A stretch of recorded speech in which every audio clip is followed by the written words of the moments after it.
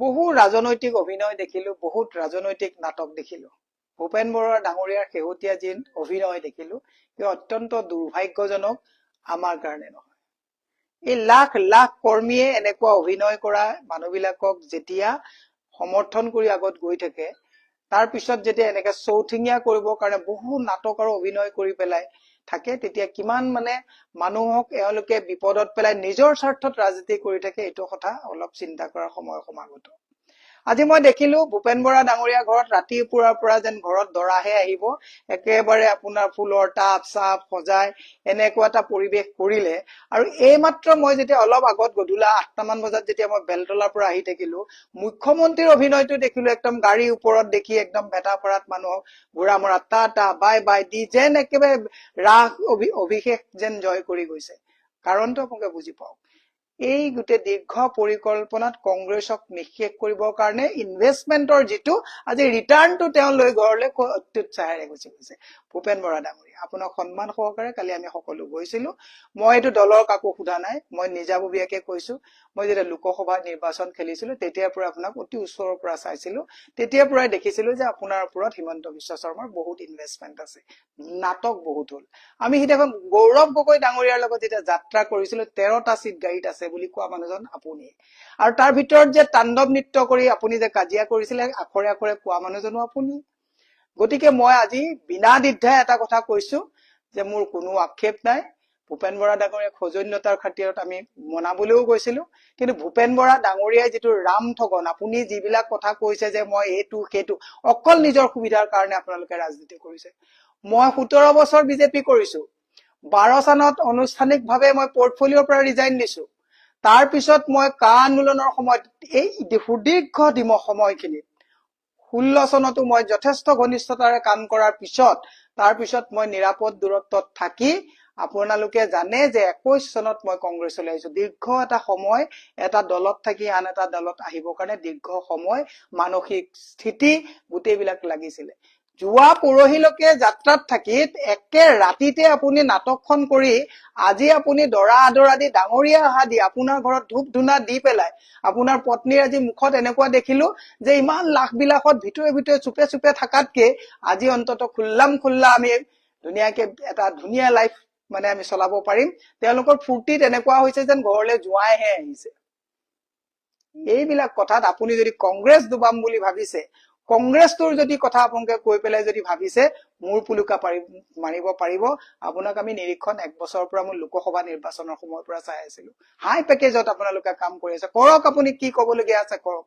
আপোনাক সিদিনাখন দুজন নিলজ্জ মানুহ অসমৰ মানুহে চাওক, সিদিনাখন গাড়ীত আমি যেতিয়া কথোপকথনত তেখেতে কৈছিলে যে মোক আপোনালোকে পাছফালৰ পৰা সদায় বাহ দি থাকে, আৰু মুখ্যমন্ত্ৰীয়ে কি কৈছিলে, ইছৰাম কব নোৱাৰি ইমান নিলজ্জ এনেকুৱা কথা। CID এনকোৱাৰী দিলে, CID SP মোৰ ঘৰত আহিছে ইন্টাৰগেশ্যনৰ কাৰণে, আপোনাৰ ঘৰত গৈছে, দেৱব্ৰত শইকীয়া তাত গৈছে, আৰু সেইজন নিলজ্জ মুখ্যমন্ত্ৰীৰ ওচৰত আপুনি শৰণাপন্ন হৈ আপুনি আজি তাৰিখত আপোনাক চৰিত্ৰহীন সজাই অসমৰ মহিলাক অশালীন, মই নাই কৰা আপোনাক অশালীন ব্যৱহাৰ কৰিছে বুলি মই কোৱা নাই, আপুনি এজন চৰিত্ৰহীন মানুহ বুলি মই নাই কোৱা, মুখ্যমন্ত্ৰীয়ে কৈছে। আৰু আজি সেই চৰিত্ৰহীন মানুহজনে, যিজনে আপোনাক চৰিত্ৰহীন বুলি কৈছে, দুপে দীপে আপোনাৰ পৰিয়ালে স্বাগতম জনাইছে, পইচা আমাৰ কম।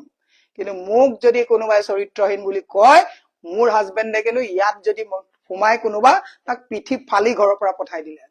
ডিফাৰেন্সটো আপোনাৰ আৰু আমাৰ মাজত সিমানটোৱে যে আপোনাৰ আত্মস্বাভিমান নাই, স্বাভিমান নাই, নৈতিকতাৰ প্ৰতি আপোনালোকৰ কোনো দৰদ নাই। দুখ পাইছো আপোনাক, দুখ নাই পোৱা, লাজ পাইছো যে ইমান দিন আপোনাৰ নেতৃত্বত কংগ্ৰেছ দলটোত আমি কাম কৰি আছিলো। বেয়া পাওক, মোৰ কবলগীয়া নাই, এইটো মই ব্যক্তিগতভাৱে কৈছো যে আপোনাক চৰিত্ৰহীন বুলি কোৱা মানুহজনে কোৱাজনো কেনেকুৱা মানুহ, আৰু আপুনি যোৱাজনো আপোচকাৰীজন কেনেকুৱা। আপুনি নাটক কাইলৈ পৰা নকৰিব, আপুনি কোনে আপোনাক কিমান চেবটেজ কৰিছে নকৰিব। প্ৰত্যেকটো ৰাজনৈতিক দলত হিউমিলিয়েশ্যন থাকে, প্ৰত্যেকটো ৰাজনৈতিক দলত মানুহৰ পিছত মানুহ লাগি থাকে। আজি আমিও বহুত প্ৰত্যাহ্বান লৈ আছো।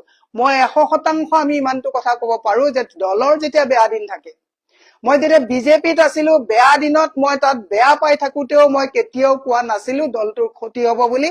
চৰকাৰ যেতিয়া আহিছে তেতিয়া হাত চাত ধুই ওলাই গুচি আহিছো।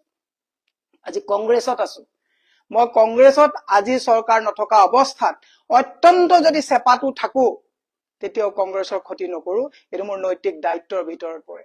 কাইলৈ যদি কংগ্ৰেছে চৰকাৰ কৰে, চৰকাৰ কৰি যদি কংগ্ৰেছৰ মানুহবিলাক অহংকাৰী হয়, হয়তো কংগ্ৰেছত নাথাকিবও পাৰো, কাৰণ আমি ক্ষমতাৰ কাৰণে কেৱল ৰাজনীতি কৰা নাই।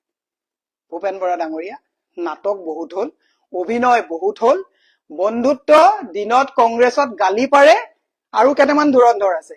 গালি পাৰে, আপুনি এদিন মোক নিজেই কৈছিলে যে দলটো যদি ভাঙি থাকি গালি পাৰি যদি থাকে হিমন্তই বেয়া নাপায়, মোৰ লগত বন্ধু। আপুনিও খোলক কিমান কথা, আমিও খুলিম আপোনাৰ কথা। লাজ পাইছো আপোনাক পুৰহি চৰিত্ৰহীন বুলি কৈ আপুনি কোৱা সেই তেনেকুৱা কথা একে মুখ্যমন্ত্ৰীয়ে কোৱাৰ পিছত আমি CIDত আপোনাৰ নিচিনা এই তেনেকুৱা উদ্ভণ্ড কথা কোৱাৰ কাৰণে আমাৰ ঘৰত CIDয়ে ইণ্টাৰগেশ্যন কৰিবলগীয়া হৈছে। আৰু আজি নিৰ্লজ্জভাৱে আপুনি ভৰি ধুৱাই পেলাই তেওঁ তাত নি আপোনাৰ ঘৰত আৰতি উৰাইছে। যাওক, অকলে যাওক, তৃণমূলৰ কৰ্মীক লগত নি তাত বাৰাণ্ডাৰ চুকত বহিবলৈ নাযাব। আৰু ভৱেশ কলিতাই আজি কি কথা কৈছে মনত ৰাখিব, যে আপুনি যাওঁতে সেই এজন ধুৰন্ধৰে আন এজন ধুৰন্ধৰকে স্বাগতম জনাইছে। বিজেপি কোনেও কিন্তু আপোনাক স্বাগতম নজনায়, কাৰণ বিজেপিৰ সকলোকে 4 দিন আগত মুখ্যমন্ত্ৰী আপোনাক চৰিত্ৰহীন বুলি কৈ থৈছে। এই কথাবিলাক মনত ৰাখিব। ধন্যবাদ।